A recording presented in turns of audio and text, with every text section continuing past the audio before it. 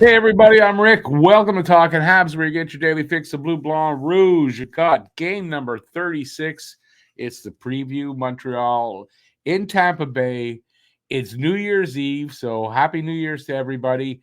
And it should be I think it's going to be a good game tonight. So what I've got for you is I got some news.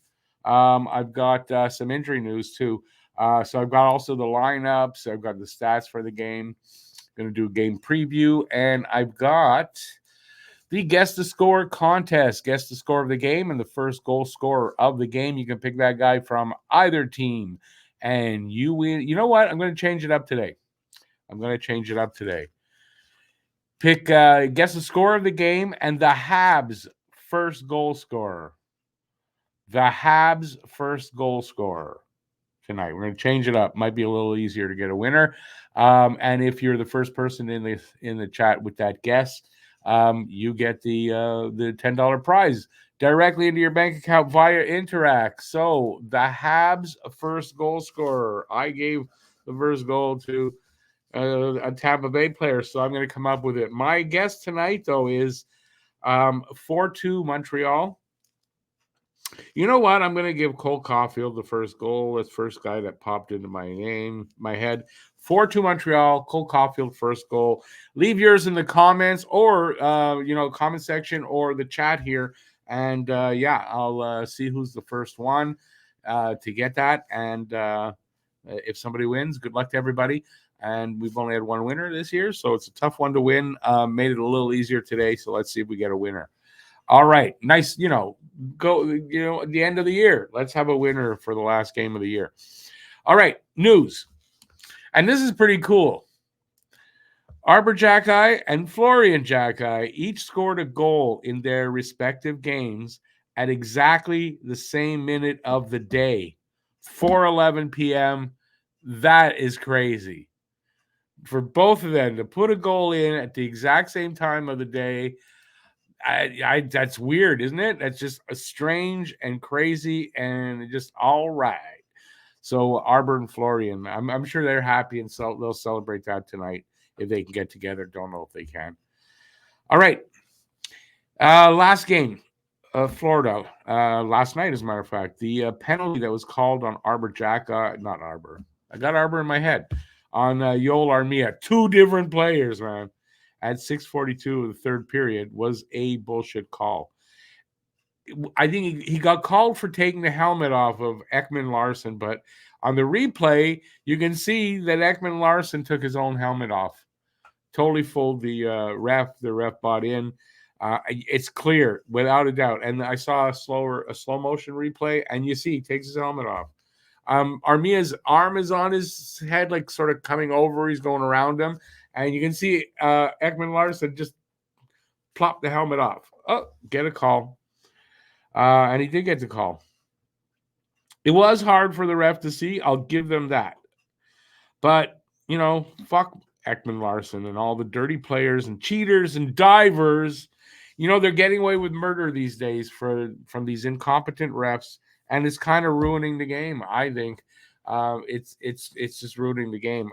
And that was a penalty that led to a power play goal and the game-winning goal. So, keeps going.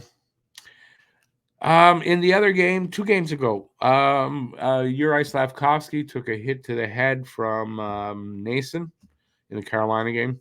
No one stood up for Slav after that headshot. But last night's game, I think it was Barron took a bad hit, went into the net and all that. And Slav didn't hesitate to stand up for him. And went right after. I don't know who it was that did it. I can't remember, but went right after him. So I guess showing the other guys, listen, you didn't do this for me, but I'm going to do it. And hopefully that kind of, in Arbor's absence, that it gets guys to stop standing around watching their fellow teammates get hit badly.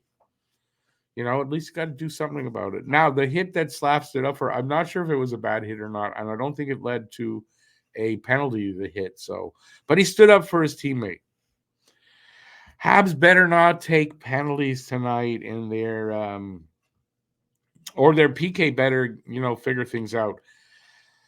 I can't see what I wrote here. I'm reading falling. Facing the third best power play. Boy, I wish I could edit this video. I can't. They lead the league with 35 power play goals, the Lightning do. Counterbalancing that, the Lightning D is porous and should provide Montreal with some quality looks. Line one potentially should have a really good night tonight because the Lightning are giving up more goals than they're scoring, which is weird, but that's what's happening. So, they're giving up a little bit more than Montreal is. So there's a chance there. Habs are 2-2-1 so far in this 7-game road trip. Another win would be nice tonight. And do it in regulation. Don't give them a point because they're ahead. So we don't want to really give them a point. All right, injury news.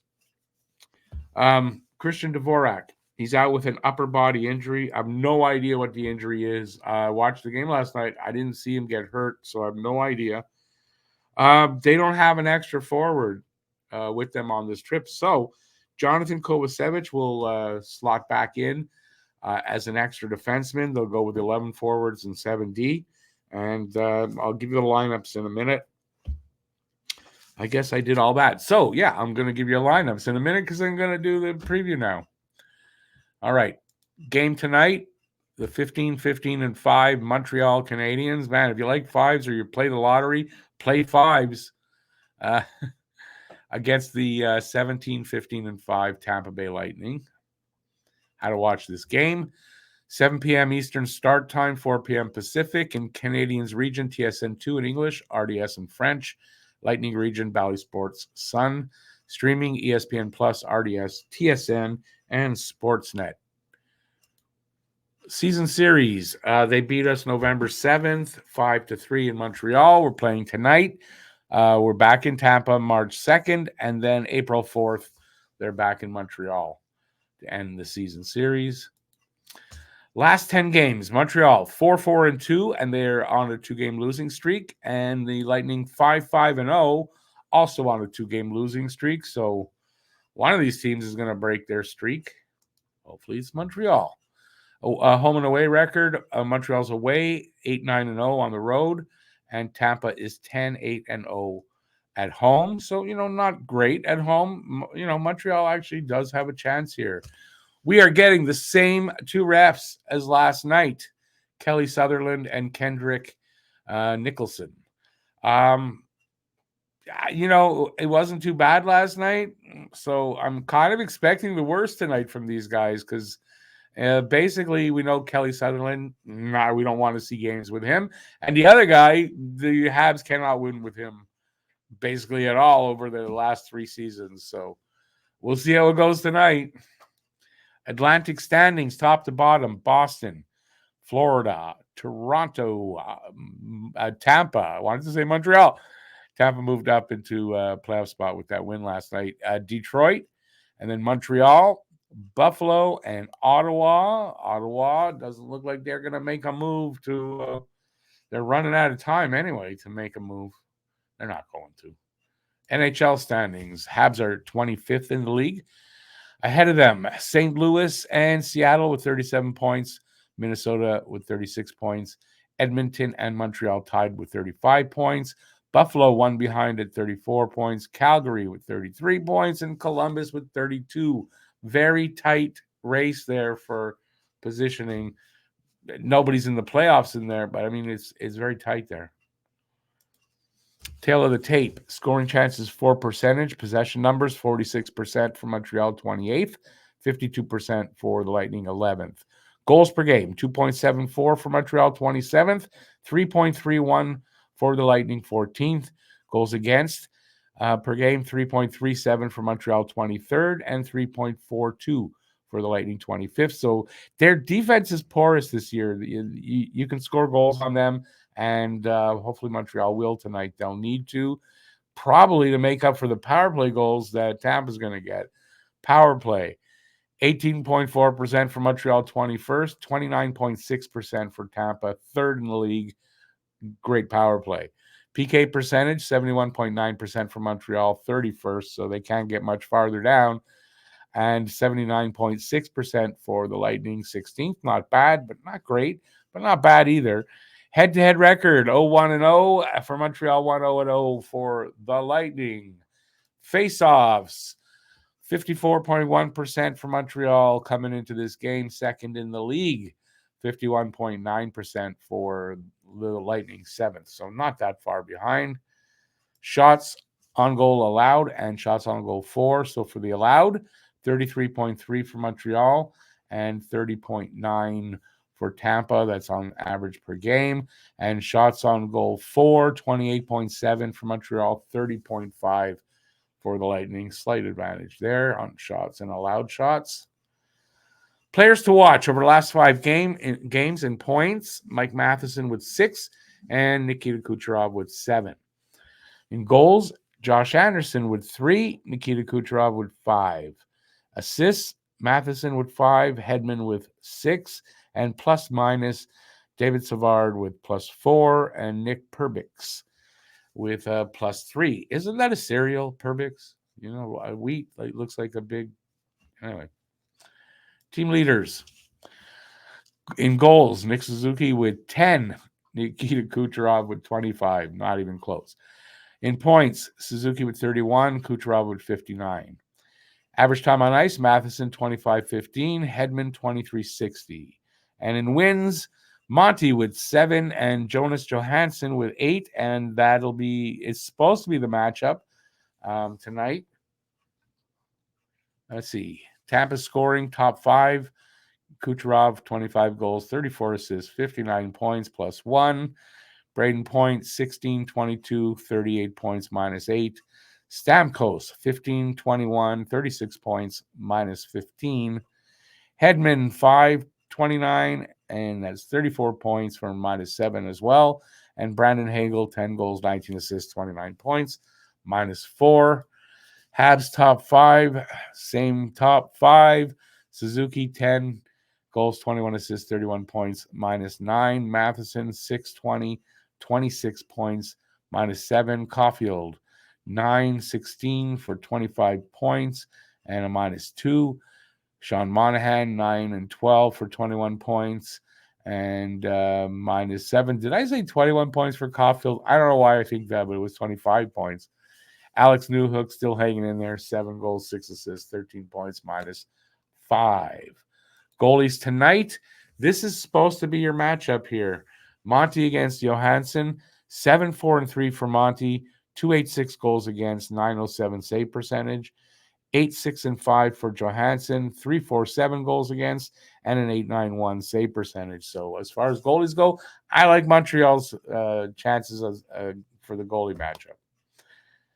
Now, Tampa Bay's lineup: Braden Point centering Nick Paul and Kucherov, Chiarelli in between Hagel and Stamkos, Glenn Denning in between Jeannot and Asimont, Mott in between Watson and Barry Boulet, Hedman and Perbix first pair, Hayden Fleury and Chernak second pair, Dahan and Radish third pair, with Johansson starting, Vasilevsky backing him up apparently, and we'll see if that rings true when it starts.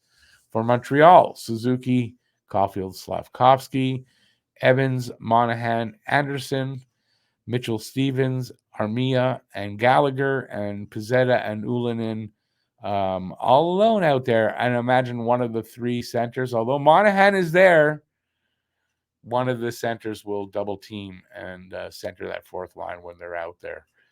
Matheson and Savard, first pair, Gouli and Barron, second pair, Struble and Harris, third pair, Kovacevic as the extra guy. Now, this shows Primo as the starter. I saw it was confirmed Monty got the start, so I don't know what's up with this. I think it's going to be Monty, and it makes sense that it's Monty, but this says otherwise, so I really don't know. But I'm going to go with Monty because I saw it confirmed, I thought, by the Habs, so we're going to go with that. And that's it. That's the last diddly ass preview for 2023. I was gonna, not for the season, just for the year. That's it. Thanks everybody for watching all year. Happy New Year to y'all. Hopefully you'll have a good time. I'll be doing the game at 7. I'll be doing the post-game show right after, and I'm going to be doing a question and answer from about 11:30 to about 1 o'clock. Um, Preferably not hockey questions, just any question you want, but it could be hockey. And I'm going to answer them and maybe have a guest with me. I don't know. Trying to line something up. And yeah, hopefully you guys will check that out if you're not doing anything like me on New Year's. So that's it. Thanks for watching. Hope you enjoyed it. Stay safe out there. Peace out. And I'll see you soon. Keep your stick on the ice. Go Habs, go. And have a great afternoon. Bye, everybody.